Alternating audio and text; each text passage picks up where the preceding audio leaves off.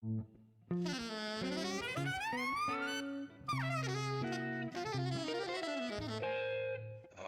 Jazz.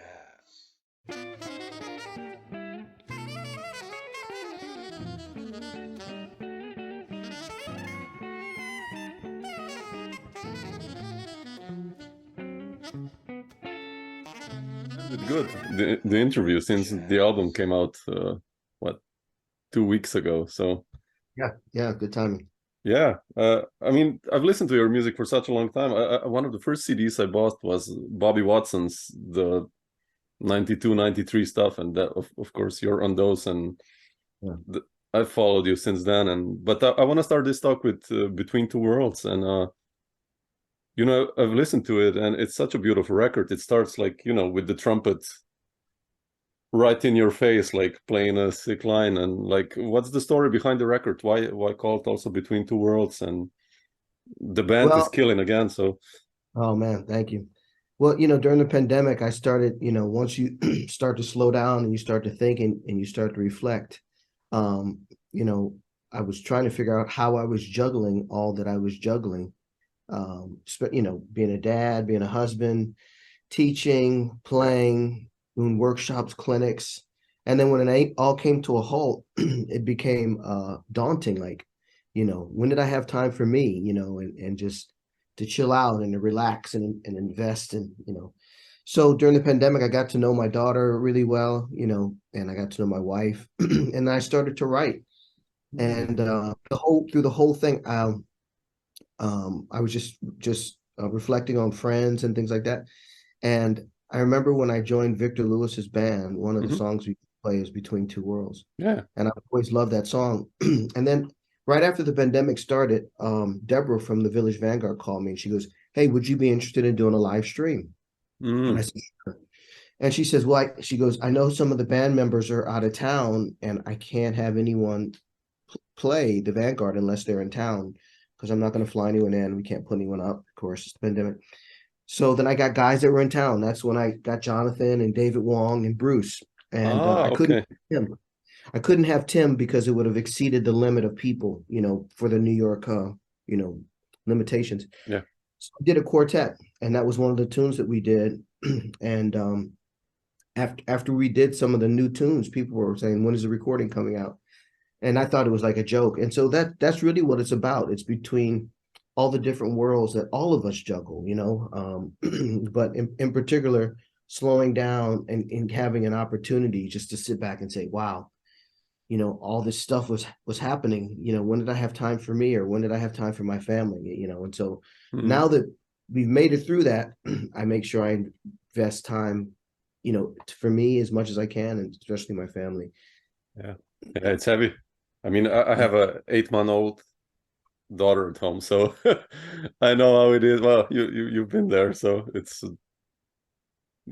trying to squeeze the practice in between and still have a coffee with my wife, or that's exactly what you were saying now. So quite heavy. But yeah, what about writing music? What's your process there? There are some beautiful ballads there. I mean, the melody seems to be so important. Like, how did you proceed there when writing the music? Well, the one I wrote for my wife was, I'm very structured in how I practice. So I have 3 routines that I do. I have my maintenance routine that I try to maintain, a standard. And then I have my growth routine that holds me accountable, for that standard that I'm trying to maintain. And then I have an exploration routine. And in my exploration routine, sometimes, I'll play through a tune or play through the tune or the changes through a cycle of 4. It's just things to get my mind going. But this particular practice routine that I had, I just wanted to play melodies. Okay. Because I just finished the gig. And the gig that I finished actually was with Charles McPherson. And he writes beautiful melodies, but we play really fast. So it seems like before that gig, like I'm working on my fingers, getting my technique up. And then it was after a Charles McPherson gig, and after hearing him just make me, weep on really beautiful ballads, I started just making up tunes in that vein, like, let me create some melodies up. And when I started to play this one melody, I said, wow, let me take this. So I recorded it on my phone. And so that was the one I wrote for my wife, called Two Hearts Is One. Yeah, that's such and a that beautiful one. Yeah, it's so beautiful. Oh, thank you. And the melody, I knew I'd heard it before, but when my wife was in the hospital, she'd had her C-section, and I was laying on the cot, looking at my wife and my daughter. That's the vision I had, that melody, Two Hearts Is One. Mhm. And then the other one that I wrote, Mia Mia, Yeah. was something my daughter started playing during the pandemic. She started playing piano, and we found this great teacher from Costa Rica. And so, most kids, they come and they walk in, they start playing chopsticks and like that. But she was playing like a modified Montuno, a Yeah. really, really. So I was like, oh man, that's hip. My 3-year-old daughter is like learning like these Latin rhythms. So that inspired me to write that tune for her. And then I always heard like, Alex Acuna playing on it. And so it would be great. I said, man, I wonder if Alex could come up with like a Peruvian kind of drum break, to add, which was killing. And then the other song I wrote was for my mom. My mom, it's really weird with the mind and the body. My mom has photographic memory. So does my sister and brother. And right now she has dementia. And she remembers everything from a certain period, but like nothing from now. And so I remember when I wrote a song for my dad, she would kind of jokingly say, "Oh, that's such a nice song for your dad. It'd be nice to have a song written for me, So after hearing that for a while, I wrote a song for my mom. Oh, and I think the song really reflects, who she is as a person. And they're both of the songs that I wrote for my parents are both blueses, just because I feel like the emotions that they poured into me, the only way that I can pour that emotion back to them and show thanks and gratitude for me being on this earth is through blues. Yeah. So, Beautiful, man. Oh, yeah. Fantastic. You mentioned Alex. I mean, the other guys, I know you have really long relationship, but like, have you known Alex Acuna before, or? So Alex Acuna, I was doing a whole lot of record dates in Las Vegas, hence how I got on Lecoq Records. And they were all for Lecoq Records, and there were different all-star dates that I would do with John Patitucci or Chris Potter. And every single session that we did for like 3 years, 4 years, Alex was on the sessions, and I got to know him from hanging out there. And then we do concerts together, like the Lecoq All-Star concerts, and he would be on everything. So as time goes on, we just started rapping and talking, and we had a lot in common. And then the guy from Lecoq, his name is Peter. Peter was like, "Hey, why don't you record a record for us?" And I said, "I don't know, man." And then finally I said, okay, I think I have some material. So yeah, beautiful. What about the rest of the guys? I mean, you and Tim obviously go way back, and Bruce, I guess, also. How did you meet the rest of the guys? Wow. So David Wong, when he was in high school, I used to do a lot for jazz at Lincoln Center. And so I remember when he was in high school, I went to his high school to do a workshop with his band. Oh, wow. Okay. And I met him there. And then I teach at this camp in Vail, Colorado, and it's called, the Vail Jazz Foundation. And it's the top 12 students in the nation that are invited to this camp. And David Wong was a student there. And then Johnathan Blake, when I was teaching at Cheney University years and years and years ago, I wrote a grant to have some inner city kids come out to Cheney, Pennsylvania, which is like totally in the suburbs. And I got a grant for like $60,000 to bring these kids out for a week and hire whomever I wanted. So I hired like this incredible faculty. And some of the kids that were at this camp, Johnathan Blake was there, Jaleel Shaw was there. Oh, wow. Okay. George Bird was there, Orrin Evans was there. Wow. All these young little Philly guys came out to this camp, and that's when I met Johnathan Blake. Wow. So I've known him since he's been in high school, as well. Wow. That's incredible. Yeah. What about Tim?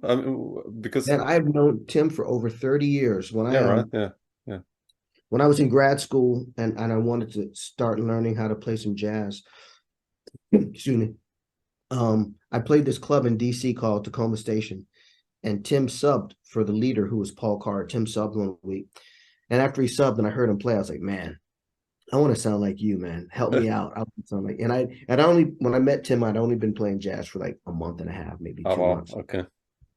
So then he was like, man, come over to my house and let's hang. So I would do my classical studies during the week, and then I'd go to his house on the weekends, and we just started to play and transcribe together. And then from that point on, we've just been playing forever with, with our group. I play in his group, he plays in my group, and then we frontline on other people's groups. So and it's a nice front line you have. I mean, such a nice connection. Yeah. It's beautiful to hear that. Yeah. He's easy to play with. We never talk about phrasing. Really? We play. No, we just play. And if I'm in his band, of course, I always go with what he does, and vice versa. And I think, that's a lesson in a way to a lot of the young people, like you sit down and you get ready to play, and before you can play, they're asking you questions about, hey, do you want to play this short? And I'm like, let's just play, and then let's see. Yeah, exactly. Yeah. No, it's beautiful. It reminds me like of, old Art Blakey connections, like, the front lines, or it's Donald Harrison, Terrence 80s stuff or something, like all this. I think you have this going on. Like, it's nice to hear. Oh, thanks, man. Yeah. But you said when you played jazz for 1 month, and, your previous album was kind of one of your influences, I guess, Lee Morgan, dedicated. And but who are other influences that triggered you going into jazz? I mean, who did you hear or investigate in the beginning? Well, at the very beginning, the reason my father went to school with Cannonball Adderley, so all my trumpet life he's been trying to play jazz. My dad went to Florida A&M, and he would hear the Adderley brothers. They would play concerts, noontime concerts, and he was a huge fan. And so he's always been trying to get me to play jazz, and I was like, nah, like none of my peers growing up played jazz. So, and then my favorite trumpet player was a guy by the name of Bud Herseth, who was principal of the Chicago Symphony. And I just always found him fascinating. I love, when I was 13, we lived in Chicago. My mom played trumpet. So my parents took me to hear the Chicago Symphony, Bud Herseth was playing. And the whole concert, she leaned over and said, that's the standard, son. That's the standard, And that's always been in my mind. Like, that sound is kind of the standard, So, fast forward, I had to play a recital at Rutgers when I was in graduate school studying with Professor Fielder, and went and had hooked me up with Professor Fielder.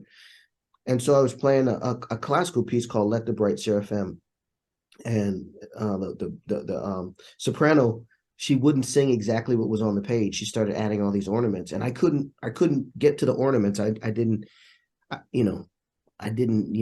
practice, different permutations to be well.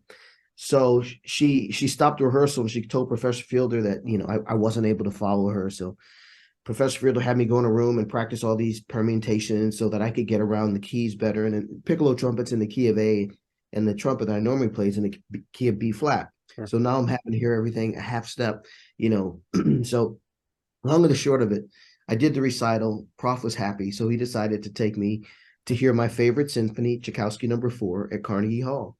And Bud was playing principal trumpet. So it's like, full circle, right?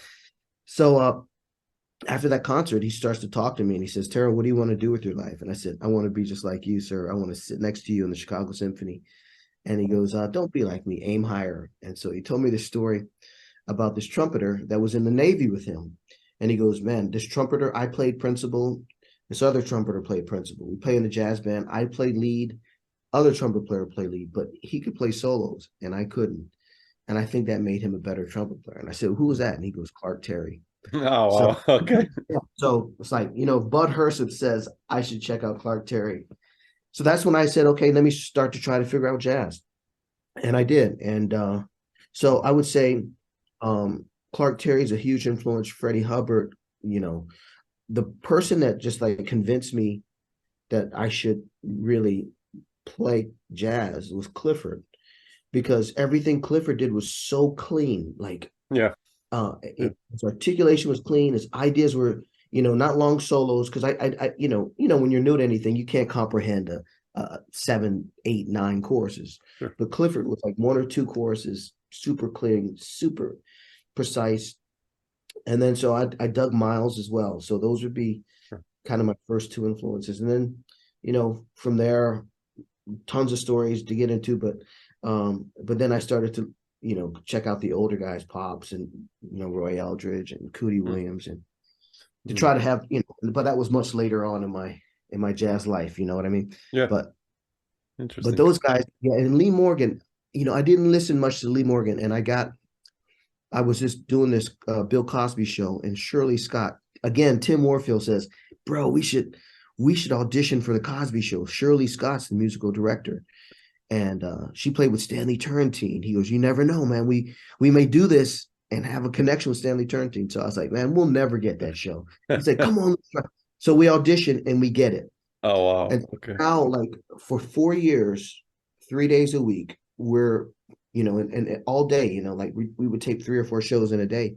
And we're with Shirley Scott, Mickey Roker, Arthur Harper, like, heavy, man. It was heavy. And so that's, we would play with them, constantly. It was just like unbelievable. How old were you then? I was in my mid to late 20s. Oh, wow. Okay. So I lived in near, not about an hour outside of Philly, in a town called Downingtown, and right next to it was Westchester, where she lived. So I would pick her up and we drive into Philly, and she'd get a ride home with a friend of hers. And so, like, when we were driving in, she would just like drop knowledge on me. So there's one drive in, she goes, can I tell you something, baby, without you getting offended? And I said, yeah, sure. She goes, you need to work on your articulation. I was like, okay. And she goes, you should go to like page like 177 in your Arbenz book. And I'm like, whoa, how do you know about the Arbenz book? And she was like, well, trumpet was my first instrument, but my dad wouldn't let me play it in public because he said that's not a girl's instrument. So I had to play piano. And I didn't want to play flute. I was like, dig that. And she goes, yeah, she goes, if you think about articulation, that's really what defines your sound. You can play a few notes on the radio and people, they can identify you through your articulation. So she says, I want you to work on this exercise and find ways to come up with like different articulation patterns. And she goes, and you also need to listen to Lee Morgan, because Lee Morgan had bite to his attacks, and I need you to get that bite, And I said, okay. And that's how I started listening to Lee Morgan and studying articulation, and that's all Shirley Scott, man. Wow, that's quite cool, man. Yeah. You mentioned Wynton was like, he was in the mid 80s, the band with Dane and all those guys. Like, how did you experience? You mentioned Wynton before. Like, when did you meet him? So Wynton's a deep story, because when I was an undergrad in college, I was excited to get out. My parents made me major in education, which wasn't my the most fond melodies, but I practiced a lot, even though I was an not jazz, but classical education major. And then one day, man, I walked into my trumpet teacher's studio, and he's like, Terell, you play off to the center. I said, yeah. He goes, I want you to change it. And I said, really? And I said, well, what is changing it going to do? He goes, well, I think it's going to make you a better trumpet player. So he had me change my mouthpiece. He had me change the type of trumpet I played, alter what he played. And I couldn't do it. I couldn't play in the center. Wouldn't vibrate. And so it was like so frustrating. Like 2-3 months go by, and like I'm coming to my lessons sounding like a 3-year-old trying to play the trumpet, man. It was so embarrassing. Finally, I went to this graduate student and I said, hey, can you help me out? Like, can I play my new way and I'll play my old way and you tell me which one? So I played the new way, nothing came out. I played the old way and I was able to play. He goes, you don't even need to ask, man. This,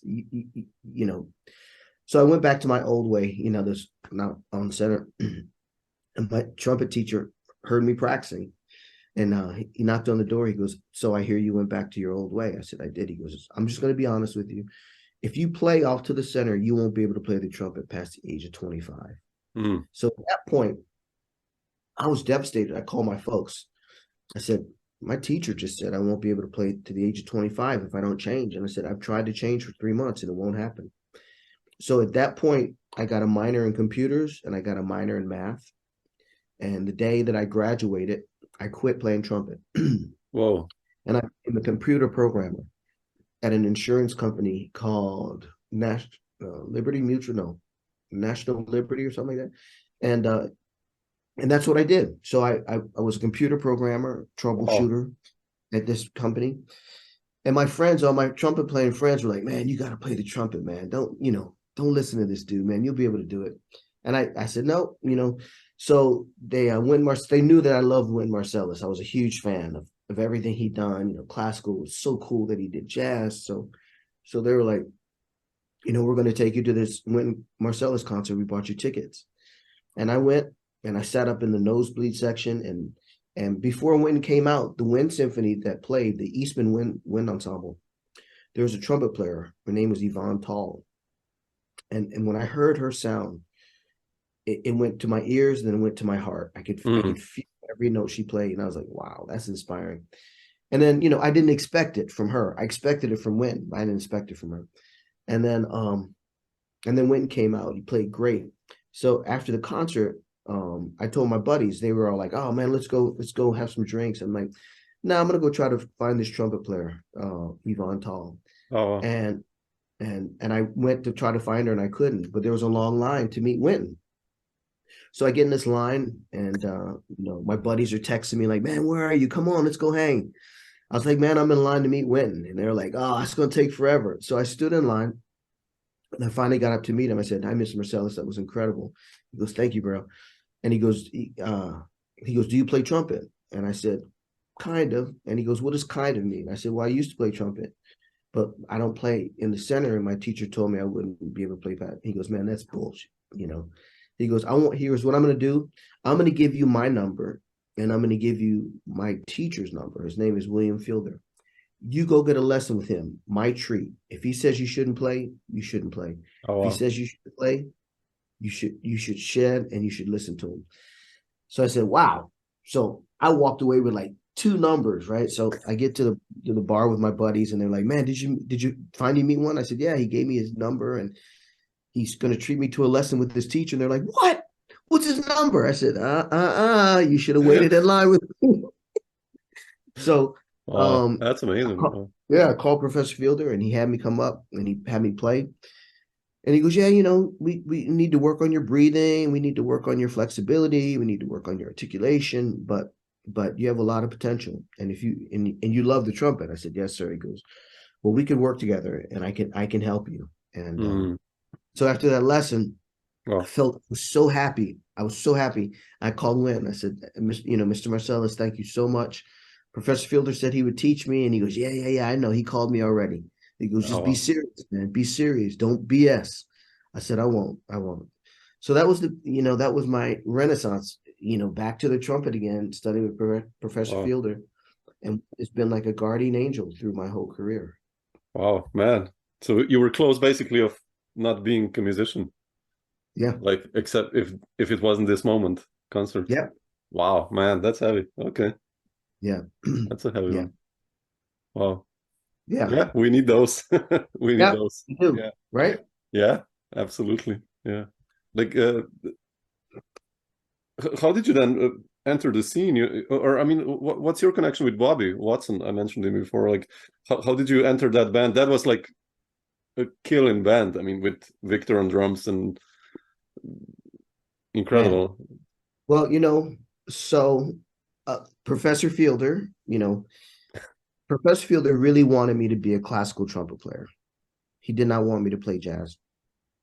And so that would frustrate me because, he's the one that introduced me to Bud Herseth, who said that I should play jazz. But then Professor Fielder's like, I don't want you to do it because I think you could have a career. I played a lot of piccolo trumpet. So that was kind of my thing, and he wanted me to become like a chamber, playing chamber ensembles and be a soloist and, have an orchestral career, if not an orchestral career, a good freelance career. Mm-hmm. So he would always say, if I hear that you play jazz, I'll kick you out of my studio. And, but I wanted to learn jazz because, so basically what I did, I called a buddy of mine in DC because I figured DC's 2.5 hours from Rutgers. And I said, hey, do you know of any jazz opportunities? And he goes, yeah, I'm starting a jam session in 3 weeks. I said, if you need a trumpet player, let me know. He goes, yeah. Will you do it for $50 a week? I said, absolutely. So I started playing this jam session, and I didn't know how to swing. I didn't know any tunes. They used to call me Haydn. They called me Haydn, bro. And I said, man, why you guys call me Haydn? They said, because you're the only brother that we met that can't swing. So I'd walk into the session, they'd be like, yo, what's up, Haydn? And I'd be like, hey, how you doing? And then so while I'm doing this jam session, I mean, people were hard on me, man, because I didn't know tunes. So I was learning tunes, trying to get immersed in this. And then I see, when I was at Rutgers doing my classical thing, I see a billboard that said Clark Terry. It was at the Cape May Jazz Festival. So I said, I'm going to go hear Clark Terry. That's what Mr. Hurst said. So I went, got my tickets, and then I went into this diner to grab a bite. In the back of the diner was Clark Terry. So I went to the back. I said, Mr. Terry, my name's Terell Stafford. You don't know me, but I have a message for you. He goes, what's the message? I said, the trumpeter Bud Hurst says you're the world's greatest trumpet player. He goes, oh, Mr. Hurst, he's lying. He's the world's greatest trumpet player. And so he goes, you want to sit down? I said, yeah. He goes, sit down, baby boy. He called everybody baby boy. So I sit down, and he's like, hey, baby boy, you hungry? I'm like, yes, sir, I'm hungry. So we order some food. And he starts asking me, like, so what do you do? I said, well, I'm finishing up my master's at Rutgers University. I study with Professor Fielder. Oh, okay. I said, but I've been trying to play jazz, and I can't swing. He goes, you can't swing? Oh, my God. He thought that was the funniest ever. He's dying laughing. And so I said, no, I don't know how to swing, sir. And he goes, baby boy, I'm going to teach you how to swing in 5 minutes. You got 5 minutes? I said, yes. And he said, say doodle. I said, doodle. He goes, say it over and over. I said, doodle, doodle, doodle, doodle, doodle, doodle, doodle. He goes, you know your vowels, son? I said, yes. He goes, no, add the vowels. I said, he goes, you just learned how to play the perfect eighth note in jazz. Every eighth note you play, take a doodle. I'm like, okay, what about everything else? He goes, can you say doodle-la? I said, doodle-la. He goes, put an accent on la. And so I said, doodle-la, doodle-la, doodle-la, doodle-la, doodle-la. He goes, everything else you play, think of doodle-la. So I go to the jam session the next week, and everybody's like, hey, Haydn, what's up? I come in, and I start to play, and they're like, damn, Haydn, where'd you learn how to swing? And I told them, I said, I learned from Clark Terry. They're like, man, you're full of shit. You didn't learn from Clark Terry. They're like, man, come on. Where'd you learn? I said, I'm serious. I learned from Clark. They never believed me to this day. So I was playing this jam session, applying the stuff that Clark gave me, learning tunes, writing down tunes. Everyone's like, transcribe. I'm transcribing. And then one week, Bobby Watson came to this jam session. Wow. And he got up on stage and he played. I was like, oh, damn. And then I played after him, and he came over. He goes, hey, man, I like your sound. And he goes, I like your attitude too. You just sit over here and you're just chilling. You're not trying to get in people's face, and you're not running up to me saying, hey, can I get a gig? You're just chill. And he goes, I'm playing down the street with this pianist, McCoy Tyner. You want to come see the show? And I was like, yeah. So I go down and see the show. I hear Bobby. I meet McCoy. I remember I said to McCoy, I said, Bobby said, McCoy, this is a young trumpeter I just met. McCoy Tyner said, hey, baby, how you doing? I said, I'm good. He goes, maybe one day we can play together. And he goes, maybe. And actually, because of Bobby, I ended up playing with McCoy, right? Yeah, exactly. So that was it. So that day I met Bobby was on a Thursday. That following Tuesday, he invited me to New York, and he goes, I want to hear you play my music. Wow. So I came to New York, played his music, and then 2 weeks later, there's a club in New Jersey called Struggles, and he goes, I want you to do this band, playing in this band with me. And so it was really funny, man. So I go, it was my first jazz gig, right? So I go to this club called Struggles, which was like indicative of what the night was for me. And Bobby had given me some music to learn, and then we get to the first set, and he plays this song called oh my God, Country Cornflakes. I'll never forget it. So Country Cornflakes was really fast, and so I played the melody, and after the melody, Bobby took this solo that was so incredible. Every note he played made me more and more nervous. And then I came in with my solo, and it was like pretty weak. And then afterwards, I said, okay, I'm talking to myself. I'm like, okay, this young pianist, I can't remember his name, but there's no way that he'll be able to play this fast. And it was Joey Calderazzo, and he was able to do it.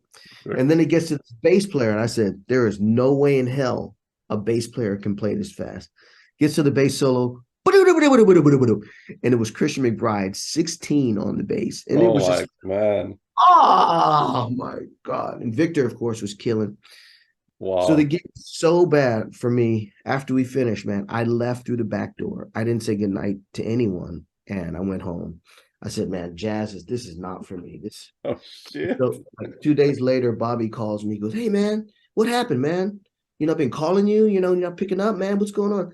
I said, man, I embarrassed myself so bad. I'm so sorry, man. Well, you didn't even let me, I didn't pay you or anything. I said, keep the pay. Just do, And so he goes, no, man, I owe you the money and you played the gig. It was your first gig. It's going to get better. And so he goes, by the way, Melton Mustafa just left, my band, and there's an open trumpet spot. Do you want it? Oh, wow. And I said, after what I just played the other night, you really want me to join your band? He goes, it's going to be fine, bro. So I said, sure. And so I was supposed to join his band, and his manager called, but the tour left like 2 days. The day they wanted me to start, I had to do my comprehensive in my recital for my master's degree. I was almost done. And that's a whole nother story. But, I ended up telling the dean that I was going on the road. Instead of telling him with Bobby Watson, I told him I was going on the road with the Robert Watson Chamber Ensemble. Because if you were a classical major and you went on with a classical group, it's fine, right? If you're a jazz major, you go on the road with a jazz group, fine. But if you're doing, classical so I said, I'm going on the road with the Bobby Watson Chamber Ensemble. And I did. I went out the whole summer with Bobby Watson. Man. And I came back in the fall to finish up my comprehensives and my recital. And the dean called me in and he's like, hey, Terell, how was that tour with the Robert Watson Chamber Ensemble? I said, it was great. And the dean was like, what kind of venues did you play? I said, typical chamber ensemble venues, churches, concert halls, things like that. He goes, what was the instrumentation of the group? I was like, woodwind, brass, strings, and percussion. And then he pulls out the cover downbeat, and we were on the cover downbeat. It says, Horizon Burns. So they said, we're going to suspend you for a semester for academic dishonesty. So I said, okay. So after they suspended me, I called Bobby. I said, man, Bobby, can you believe they suspended me for a semester? Bobby's like, what? So he calls the dean and he curses the dean out. Next day, I get a letter saying you've been suspended for the whole year after Bobby Watson cursed me out. So now I was like, oh, God. So it was the best year of my life because, man, I went out on the road the whole year with Horizon. It was just like incredible. Like the lessons that I learned about. You were in Europe or the States also or everywhere? Everywhere. Wow. Amazing. Everywhere. Yeah, all over. So it was great. It was a great year. And then after that year, I did go back and I finished my master's degree. Wow. And then went back out with Bobby. Yeah. Wow, man, that's wow. How was Bobby like to you? And I mean to the band, like as a band leader, I mean. So Bobby was a great leader. He did some things, he was with Art Blakey. So, Art Blakey would do some things that sometimes weren't so cool. And Bobby did some things to me. Sometimes it wasn't so cool when I look back on it. But I'm so thankful that he did it. Like, for example, 2 things that jumped to my mind. So Bobby would always tell me, every time you play it like it's your last time playing. Because, if we had rehearsals, I'd hold back and, I wouldn't give it all in my rehearsals. And he says, man, don't do that. You get to rehearsal, you play the rehearsal like it's a performance, so I'm following his advice. I'm giving it all. So then he says to me, man, we got 3 sets and you get tired on the 3rd set. So you need to figure it out so you don't get tired. And I didn't figure it out. So every time we would go to, he would hire a young trumpeter to come in on the 3rd set. So, I get tired, 3rd set. All of a sudden I see this young trumpet player coming up and I'm like, Bobby, what's going on? He goes, remember I told you to pace yourself? I'm going to teach you a lesson about that. And so the 3rd set, this young trumpet player would be fresh chops and I'd just be blowing air balls. I'd be so pissed off. I was like, dang. So I called Professor Fuller, called him. I said, man, what should I do? He goes, you got to pace yourself. Give 65% the first set, 65% the second set. If that young trumpet player comes up, 120% the last set. And so that's what I started to do. And so for like the next 2 weeks, the third set will come up and someone will come in, and I was just come up and I would just, not try to destroy them, but just like, no, this isn't going to happen. And so Bobby said, okay, you learned your lesson. Good. And then he said to me, he goes, man, you don't know how to play the money notes. And I said, the money notes? What are the money notes? He goes, only thing you play is like high B flat, maybe high C. I'm going to give you 2 weeks to be able to play a high F. That's what I want. I want you to play a high F. I was like, well, how do I do that? He goes, that's your problem. So I went home. I called John Faddis. I said, man, I need a high F. He goes, you want me to sell you one? No, I need you to teach me how to play one. And so he gave me these lessons, gave me some range building stuff. He goes, I'll get you a high F in a week. You'll be able to play it. And then you'll have a week to practice it before you see Bobby again. So that's what we did. Wow. Gave me these exercises that were incredible. I teach them to my students this day. And so, after that second week, I had a high F. And as soon as I see Bobby, he goes, play me a high F. That's the first thing he said, play me a high F. And I was like, and he goes, okay, you can stay in the band. Wow, that's heavy. That's quite old school. It's great. Like, you can't do that stuff now. You can't teach kids like that now, No, of course, yeah. You'd lose your job and everything else. But, those experiences, and at the time I was like, he's so mean. But I'm like, man, I'm so thankful, because if he hadn't done that, I wouldn't have gotten the lessons from it, Yeah. And he also taught me how to put together a set. Like one night I remember he's like, hey, Terell, you put the set together tonight. I said, okay. So I put together all the tunes that I liked, and we played, and the set was terrible. And he goes, man, when you put together a set, you can't put together everything you like. Think about your audience. Think about what they need. They can't have high energy for 5 songs, even though you like that. So you got to mix it up, put Latin, put this, put a ballad, blah, blah, blah. And that's so, important, yeah. I the next night I put together the set again, and he's like, okay, it's much better. Now think about your keys. Think about the keys, blah, blah, blah. So, so he's the one. And then here's the best thing. He says, after you pick your perfect set that works really great, write it down and continue to write sets down, and remember the sets that work and the ones that don't. So to this day, in my phone, I have every set I've done probably the last 8 years, 10 years. And then around my house, I have little booklets that, little books that have all my set lists in it. That's quite cool, actually. Wow. Yeah, I've just kept them all through the years. And it's cool because I get to see the different people I played with, That's and the amazing. different, sets they put together, or the different sets they asked me to put together. So it's pretty cool. Wow, that's amazing. Like, did Bobby then? How did Time to Let Go happen? Did Bobby encourage you and to band leading? Or, I mean, how did you decide to become a band leader? So that was really interesting. So at the time,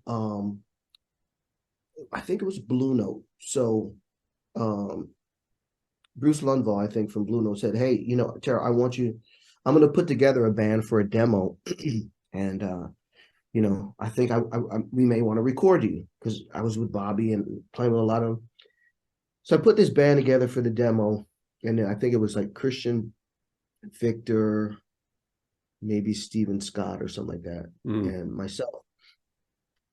And I came in to do this demo, and just to see like these guys I was playing with, and to see Bruce Lundvall and all this stuff that was happening was so overwhelming for me.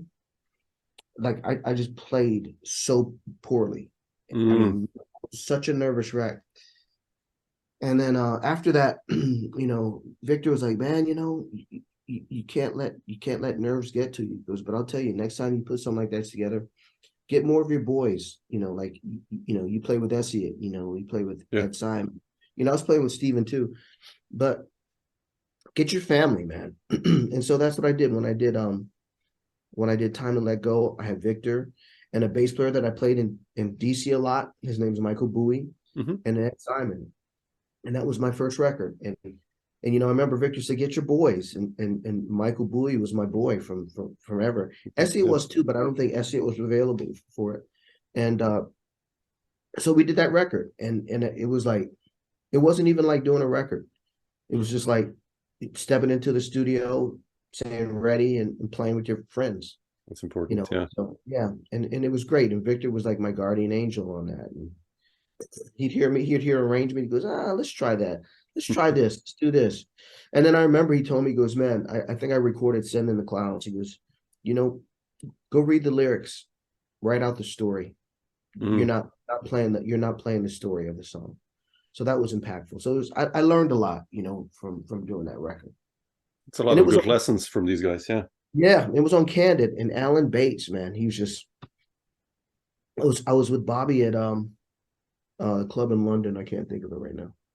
Not Pizza Express, but the other one. Ronnie Scott's? Ronnie Scott's, yeah. And so I met Alan Bates there. And then we did Tim and I did Shirley Scott's last record.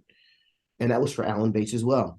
So then after I did that and everything kind of fell apart, Blue Note and whatever, Alan contacted me. He goes, hey, man, I really want you to do a record, and so that's why my first record's on Candid Records.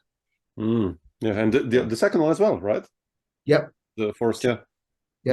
And but then you added quite a lot of players like Russell Malone and but same thing happened. Like for that record, I was playing all those guys that are on the record, with exception of one.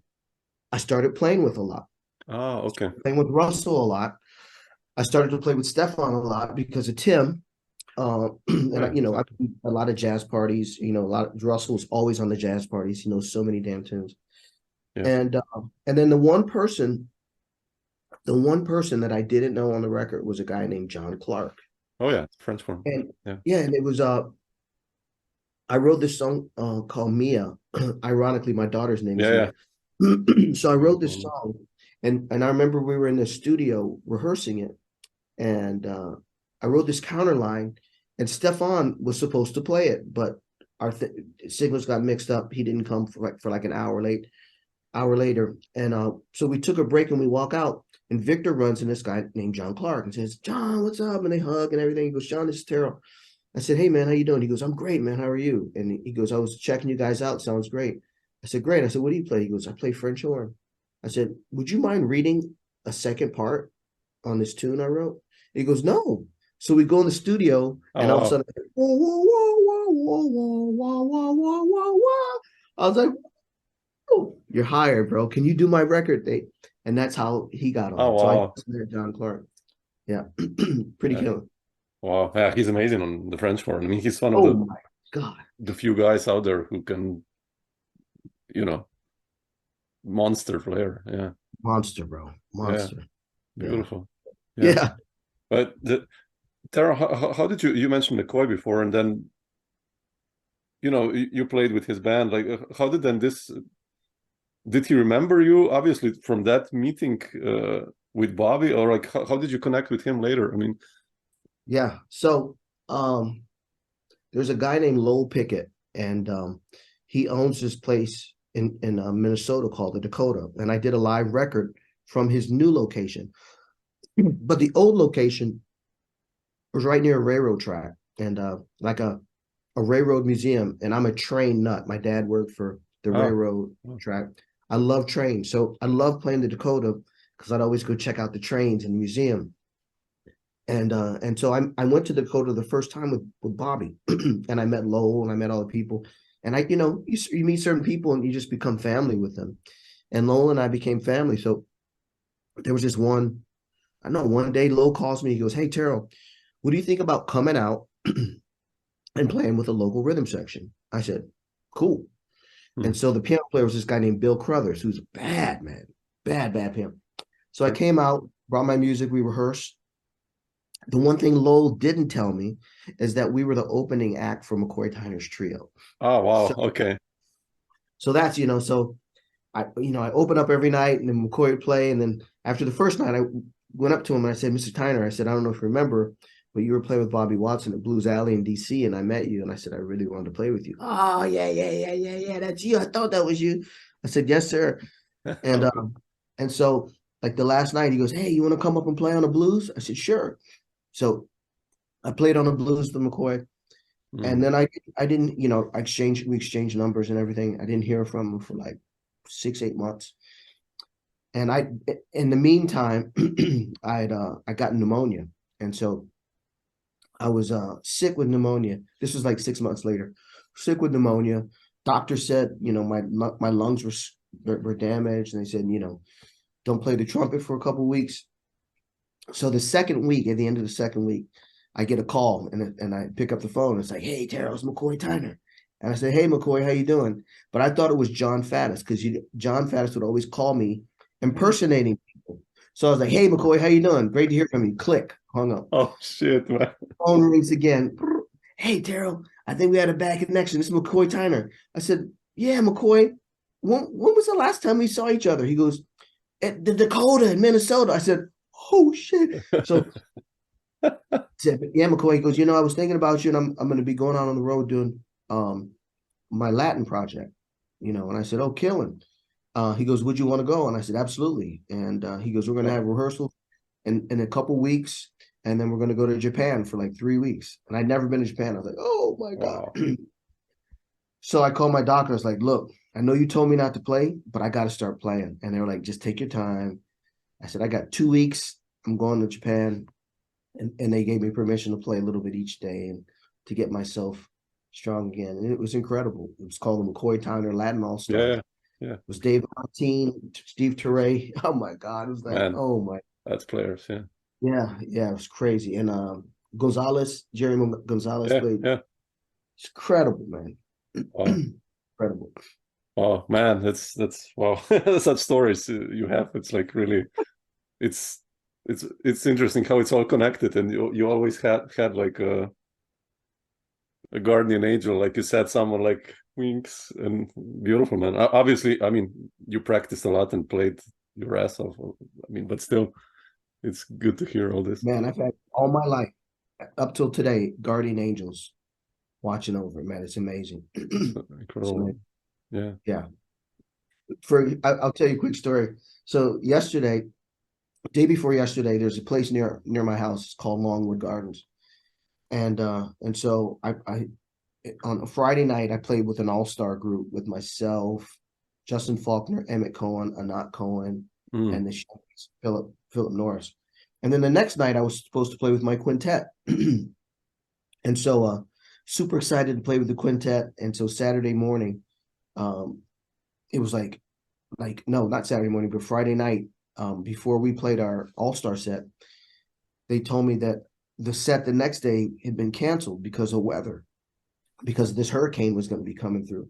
So they canceled the quintet set. So, calling the guys in my quintet, like, damn, sorry guys. We can't do the gig, weather, but they paid us, so I'll pay you. And I get off the phone and I look at my phone and it's a text message. This is Friday night, text message from Camille Thurman saying, hey, Terell, there was a mishap. Can you play a gig with me tomorrow? And that was last night, right? Gig was in New Haven, Connecticut. And I said, sure.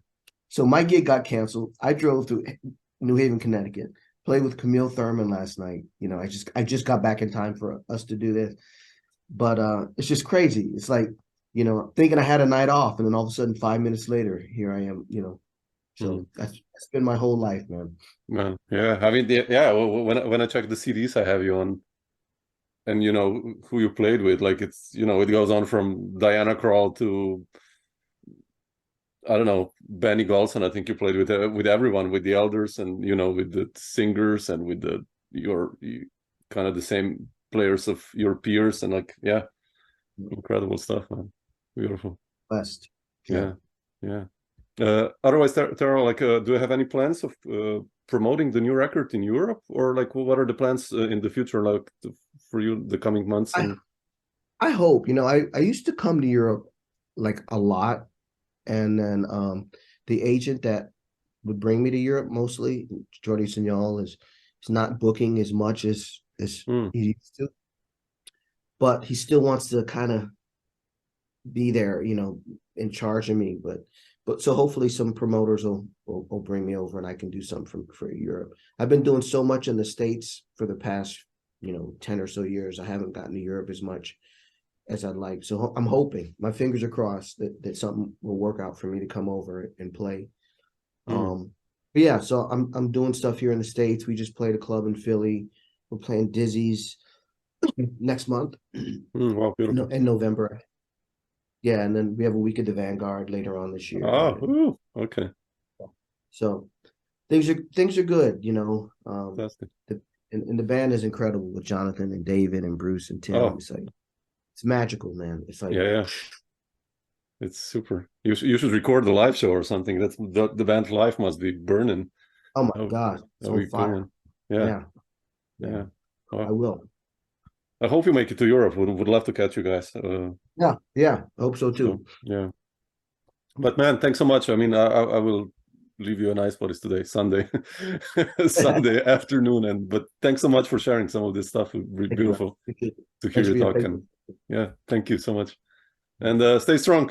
Looking forward to new music. So thank you. Appreciate it. Bye. Take care.